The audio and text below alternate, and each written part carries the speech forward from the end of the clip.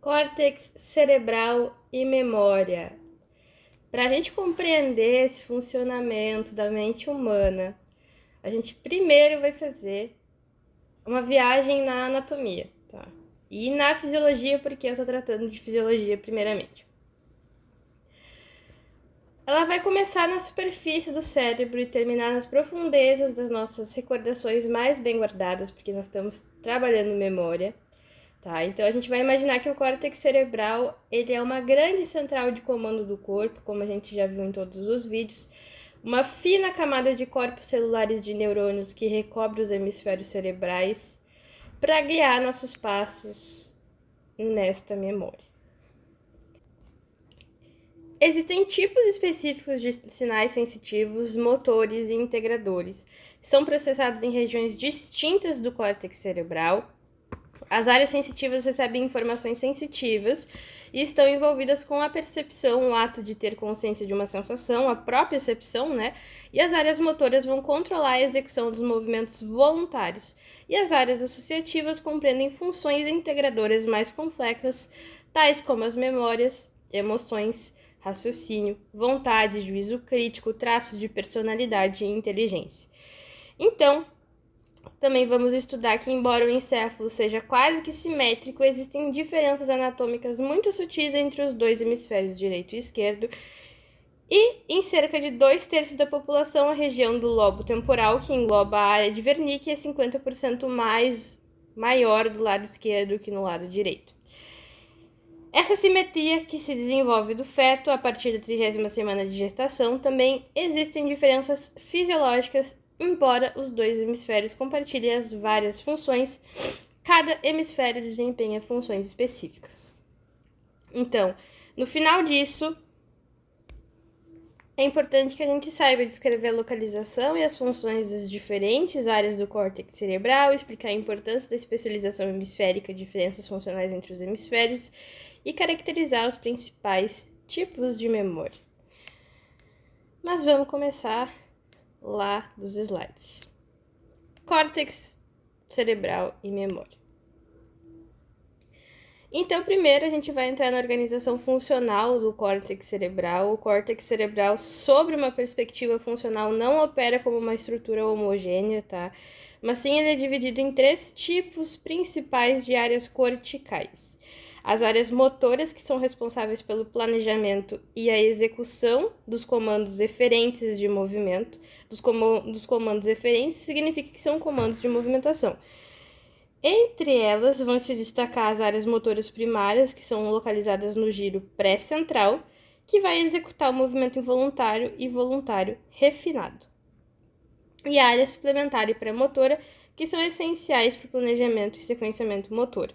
Então, a área motora primária, localizada no giro pré-central, é essencial, tá, para executar o movimento involuntário e voluntário refinado.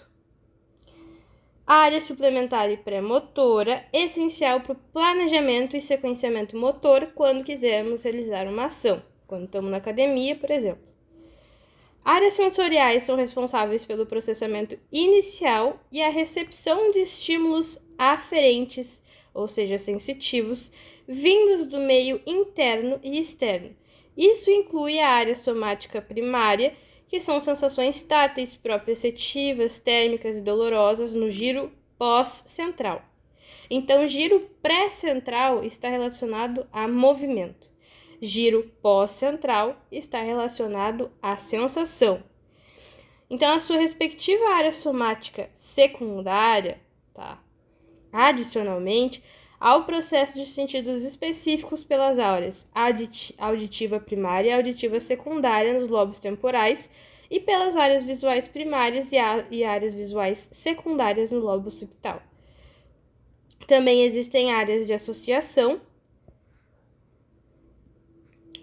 que são as regiões que conferem a complexidade ao cérebro humano. Então, elas vão integrar informações sensoriais com as memórias e respostas motoras. São divididas em 3 grandes blocos: a área associativa pré-frontal, que faz a cognição superior e a tomada de decisões, a área associativa parieto occipital temporal, que faz a integração visoespacial e de linguagem, e a área associativa límbica, que faz o processamento emocional e memória. Então, no mapeamento das funções da organização funcional do córtex cerebral, a gente vai aprofundar essa topografia funcional do cérebro, tá? Porque ele diz que o córtex pré-frontal, que faz o planejamento dos movimentos complexos e a elaboração dos pensamentos, ele está localizado na porção mais anterior do lobo frontal e lida com as funções executivas, julgamento ético, foco e a capacidade de abstração e pensamento linear. Quando a gente vem aqui para a área da broca, a gente está falando que nessa parte dessa parte do giro pré-central, que é localizado na região motora, tem uma parte aqui da área da broca que vai fazer a formação das palavras. Situada nesse giro frontal inferior, geralmente mais à esquerda, tá? Ele controla os aspectos motores da articulação da fala, conseguir falar. E depois nós temos a área associativa límbica, tá? Que faz o comportamento, emoção e motivação, que é localizada nas faces mediais e inferiores dos hemisférios, e vai conectar aqui, e vai conectar o córtex às estruturas profundas que geram as respostas emocionais básicas, como o instinto de sobrevivência e o tônus motivacional. A área de Wernicke, aqui, que é a compreensão da linguagem e da inteligência, que é situada na junção parieto-temporal, que é a zona mais importante para as funções intelectuais superiores, porque ele decodifica os conceitos que ouvimos ou lemos.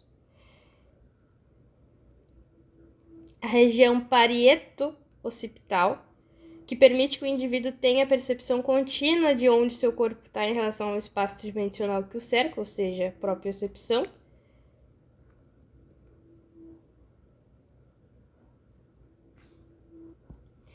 E o resto eu acredito que seja mais desnecessário. O que tem que saber é a área de Wernicke e a área de Broca. Compreensão da linguagem e inteligência, a área de Wernicke, a partir do giro da área pós-central. E depois da área motora, da formação das palavras, vem da área da Broca. Essa área de Wernicke aqui, ó. A área de Wernicke é a área interpretativa da linguagem, tá?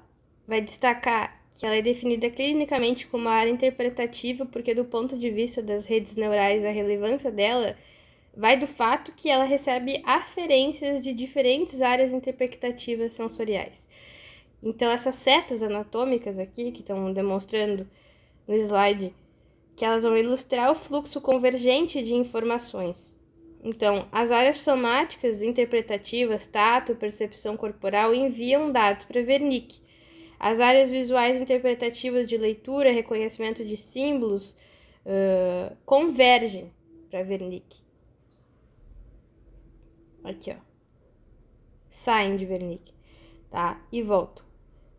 E as áreas auditivas interpretativas, que fazem a compreensão do som e da fala, também desaguam em Wernicke. Então, Wernicke está relacionado tanto a tato, percepção corporal, tanto a leitura, reconhecimento de símbolos, tanto para a compreensão do som da fala, tá? Então, interpretações auditivas importantes. E essa convergência de vários lugares faz com que ela funcione como epicentro da compreensão linguística, tá? E do processamento cognitivo global do cérebro, sendo marcantemente mais desenvolvido do lado esquerdo do cérebro em 95% das pessoas. Então, essa é uma das diferenças dos hemisférios, tá? Então, o hemisfério esquerdo, ele é dominante em cerca de 80% das pessoas. Essa assimetria hemisférica, essa dominância cerebral, aborda que os fundamentos desse desenvolvimento neuroanatômico, ele explica as lateralizações de funções tradicionalmente, tá? Vai afirmar que o hemisfério esquerdo é dominante em aproximadamente 80% a 90% das pessoas, e a base biológica para isso é que já se manifesta na vida intrauterina. A área de Wernicke no lobo temporal esquerdo é 50% maior do que do lado direito desde o nascimento. E devido a essa simetria anatômica inata, a gente já nasce com, o hemisfério esquerdo naturalmente começa a ser usado em maior grau do que o direito à medida que o bebê se expõe a estímulos sonoros e linguísticos. Então, no entanto, é uma ressalta, uma quebra do paradigma da neurologia moderna, que é o chamado hemisfério não dominante, que é geralmente o direito, é que na realidade o dominante para outras funções cruciais também para a sobrevivência e interação social, como a interpretação espacial e os aspectos efetivos da fala. E no conceito moderno da especialização de especialização hemisférica, isso vai superar, tá, o antigo conceito puramente dicotômico que tem de dominância de neurofisiologia, que adota até hoje, que é o modelo de especialização hemisférica, que a gente vai reconhecer que ambos os hemisférios processam a realidade, mas sobre prismas e metodologias diferentes, tá? Isso tem categorias e habilidades diferentes, porque o hemisfério esquerdo, as funções específicas são mais analíticos, então ele é focado mais no processamento linear, tá? Lógico, simbólico, ele domina os cálculos matemáticos, a fala, a escrita, a compreensão linguística, a leitura, as preferências motoras lateralizadas, a destreza manual, ele também atua na identificação de pessoas, objetos e animais por meio de duas características lógicas e nomes singulares. E os hemisférios direito, né, fazem as funções globais, holísticas, responsáveis por sintetizar dados de forma integrada. Então, ele controla a prosódia, que é a gente entender a entonação emocional da fala, a compreensão prosódica, que é entender se o interlocutor fala com tom de ironia, carinho, raiva. Ele domina o reconhecimento de categorias mais amplas de pessoas e objetos, a compreensão musical, o mapeamento das relações espaciais, qualitativas e quantitativas. Também é um pensamento mais humanizado do que exato. Pode ter certeza que pessoas de humanas têm um lado direito do cérebro mais dominante, é um lado mais artístico, de um pensamento mais divergente. Na área associativa pré-frontal, a gente vai exemplificar com a função do córtex pré-frontal nas funções executivas e na personalidade. Tá? Então, o córtex pré-frontal, ali onde está localizada a tua testa, ele vai destacar um dos marcos mais famosos da história da medicina e da neurologia, que é o caso de Phineas Gage. Gage era um operário de ferrovia que sobreviveu a uma explosão na qual uma barra de ferro perfurou completamente o crânio dele, destruindo totalmente a parte frontal, a sua área associativa pré-frontal. Então, embora tinha mantido suas funções motoras e sensoriais intactas, a destruição do córtex pré-frontal alterou drasticamente o comportamento dele, porque após o acidente dele, ele se tornou impaciente, rude, irreverente, porque ele apresentava sintomas clássicos de síndrome pré-frontal, que é a incapacidade de raciocínios complexos, a incapacidade de resolver problemas complexos, a incapacidade de considerar as consequências da sua ação. Então, qualquer freio inibitório social e moral ele perdeu. A incapacidade de acompanhar longos raciocínios também ele perdeu. Então, a nossa personalidade, ela tem muito a ver com essa parte pré-frontal aqui do nosso cérebro. Já na função do cérebro na comunicação, a gente vai falar do circuito neural das comunicações e das afasias. Vai descrever a dinâmica do fluxo dos sinais cerebrais na comunicação verbal e as patologias que vão resultar das lesões desses circuitos, que são conhecidas como afasias, que são dificuldade de utilizar e compreender palavras. Então, o circuito vai se dividir de acordo com a via de entrada de cada estímulo. O que eu estou querendo dizer com isso? Por exemplo, estou falando uma palavra que está escrita, estou lendo alguma coisa, eu estou fazendo uma via visual, porque o meu olho vai captar o símbolo escrito, eu estou lendo uma palavra, o sinal vai ao córtex visual primário, ele é processado nas áreas visuais associativas, é enviado para a área de Wernicke no lado esquerdo do meu cérebro, tá? Para interpretação do significado e é transmitido via fascículo arqueado para a área da broca para planejamento motor. Ele atinge o córtex motor para coordenar os músculos da fala para mim ler aquela palavra. Que é exatamente isso que eu tô fazendo. Incrível! Ou quando a gente está falando uma palavra ouvida, via auditivo. O ouvido capta o som ouvindo palavras. O sinal é processado no córtex auditivo, é enviado para a área de Wernicke para decodificação fonética e semântica do que aquela palavra significa. Isso vai seguir para a área da Broca e vai culminar no córtex motor para a vocalização da resposta. A afasia de Wernicke, que é a afasia global ou receptiva, o paciente ele fala fluentemente, mas o discurso não tem nexo, tá? Fica uma salada de palavras, pois ele não percebeu a capacidade de compreender a linguagem, tá? Ele não perdeu a capacidade de compreender a linguagem e monitorar o próprio sentido do que diz. Quer dizer, ele perdeu a capacidade de organizar as palavras e às vezes a gente entende que ele consegue entender, só que ele não consegue organizar. Não, ele não entende o que está sendo dito para ele, tá? E também ele perdeu a capacidade de organizar o sentido das palavras que ele fala. Ele consegue falar, mas ele não consegue organizar o sentido das coisas que ele está falando. Então, também existe a afasia motora, que é a afasia da Broca expressiva. O paciente compreende perfeitamente o que lhe é dito, mas ele não consegue articular ou expressar as palavras de forma fluida. E ele fala com extremamente lentidão e esforço. E também existe a afasia visual, que é a dislexia, que resulta do comprometimento na transição entre o reconhecimento visual da palavra e a sua interpretação semântica. Ou seja, tu entender o que aquela palavra que tu tá lendo se trata, né? Mas agora vamos falar de memória. Então, ele sinaliza essa mudança, tá? Então, a nível celular, a memória ela não é guardada em um lugar estático, mas sim na própria arquitetura das conexões entre os neurônios. Ela não está num lugar fixo. Então, qual a propriedade do sistema nervoso que permite que uma experiência se torne parte da memória? E a resposta é plasticidade. O que isso significa? Que para uma memória, uma experiência se tornar parte da memória, ela deve produzir mudanças funcionais e estruturais em vias neurais.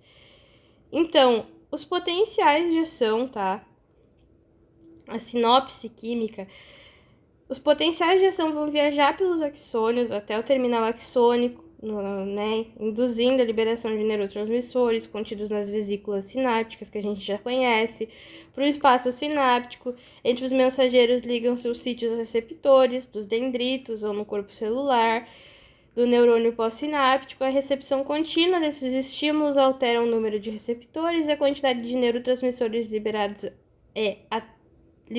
e até mesmo induz o crescimento de novas espinhas dendríticas, consolidando caminhos de menor resistência elétrica, chamado engramas de memória. Então, o que vai acontecer aqui?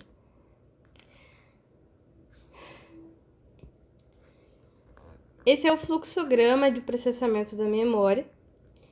Esse é o percurso cronológico e sistêmico que uma informação percorre no sistema nervoso, que vai se dividir entre fatores internos e externos.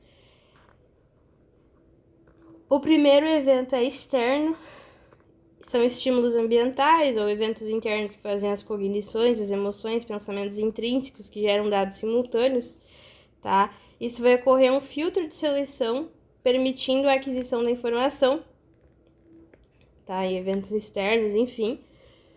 O dado entra em um estado de retenção temporária, porque a partir desse ponto o sistema de memória pode seguir 3 caminhos principais. Tá, se ele for para evocação e utilização, a memória de curto prazo que é imediatamente resgatada para gerar um comportamento imediato, tipo, levar uma senha, focar num código que mandaram no teu e-mail para te botar ali e entrar em tal aplicativo. É um comportamento imediato, é uma memória que logo vai ser apagada, tá? Já a consolidação, a informação passa por alterações estruturais proteicas e é transferida para uma retenção duradoura, que é a memória de longo prazo.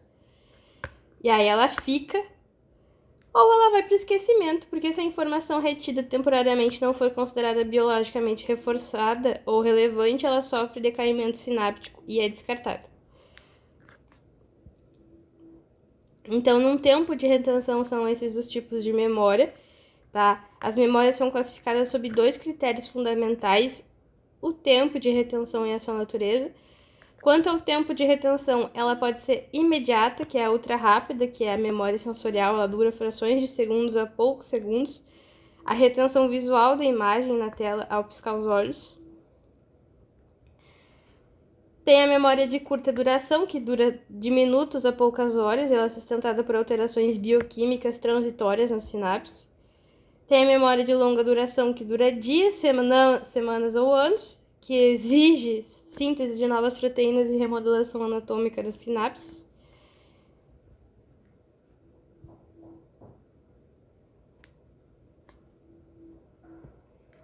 Existe também a operacional, que ela é temporária ou é memória de trabalho. Um sistema ativo, que é usado para manter e manipular temporariamente informações que são necessárias para tarefas cognitivas complexas em tempo real, como andar de bicicleta. Então ela se subdivide em duas.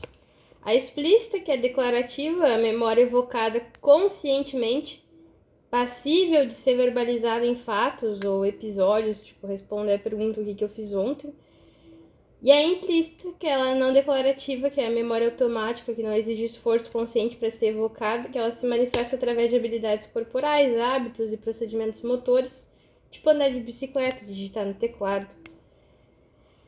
A gente vem para um caso do paciente Harry Molaiso, tá?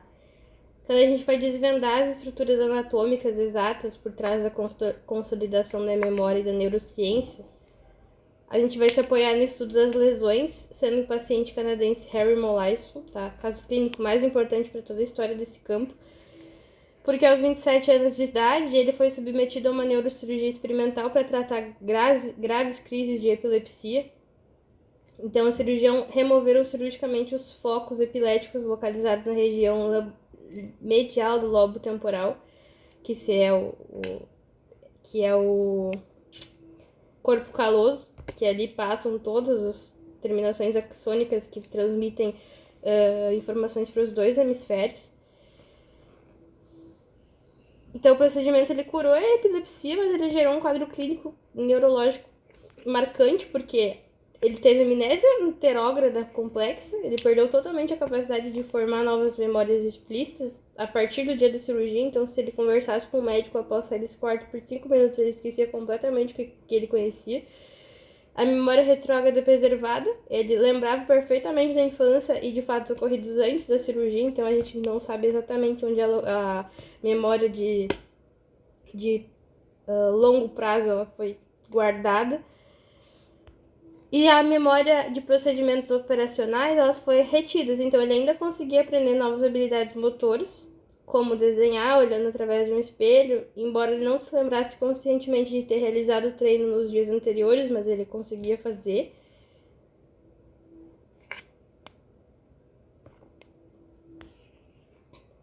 E a partir dessa observação minuciosa feita nesse paciente, a medicina a gente pôde concluir de forma categórica que as regiões mediais do lobo temporal elas participam ativamente da consolidação da memória explícita, porque a conversão de memórias de curta duração em longa duração, se for relevante para o nosso cérebro, no entanto, né, a remoção feita nesse paciente foi em bloco, que levantou um debate científico que ainda persiste sobre quais componentes daquela região eram os verdadeiros responsáveis pela função da memória.